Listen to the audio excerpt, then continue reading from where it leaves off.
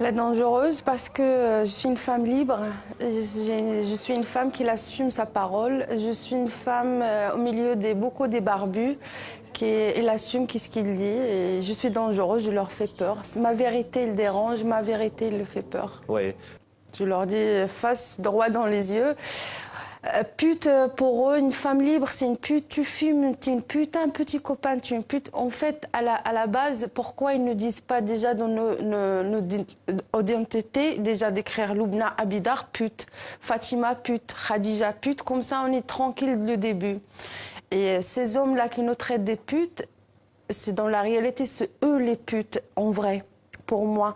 Dites, mon père nous traitait comme des chiens, nous humilie, nous affame. Quand mon grand-père offre un mouton pour l'Aïd, il le revend pour s'acheter du shit. Quand je dégote de quoi faire le repas, il mange le premier. Il pisse dans la gamelle avant qu'on mange. Ouais, parce que tout ça, c'était la haine vers moi. Parce que je suis née une fille, pas un garçon. Et si j'ai pas quitté le Maroc au début, si j'étais pas me cacher dans la burqa, si j'ai pas fait des choses qui c'est contre moi, contre ma nature, je sais pas si j'existerais aujourd'hui. Parce que le moment de la polémique et les gens qui manifestaient dans la rue contre moi et contre le film, c'était vraiment beaucoup. Il y a des gens qui crèvent de faim, ils n'ont jamais sorti dans la rue pour demander leurs droits, mais pour un film qu'ils n'ont pas vu, ils ont sorti.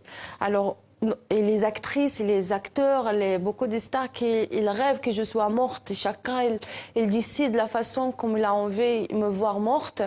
Ça, vraiment, c'est beaucoup très difficile parce qu'il n'y a pas un médecin, un psy il a assumé de m'aider. C'est le livre qui m'a aidé, c'est d'écrire. C'est terrible. J'ai pensé à me suicider à un moment. Parce que c'était pas possible. J'ai dormi, je me réveillais, j'ai trouvé presque 25 millions de personnes qui le comprennent dans le cinéma, 25 millions de critiques, 25 millions de journalistes. C'est pas possible, je peux pas gérer tous ces gens-là, je peux pas répondre à tous ces gens-là. Et encore la presse marocaine et les mensonges qu'ils racontaient sur moi et sur ma vie d'avant et sur tout ce qu'ils disent. Il y a beaucoup de gens qui me détestent, ils croient à ça et la haine, ça monte. J'étais vraiment dans une situation pas possible. Ça n'a pas amélioré beaucoup aujourd'hui parce que la presse marocaine il est en train d'attaquer mon livre avant qu'il le lise. La même chose comme le film.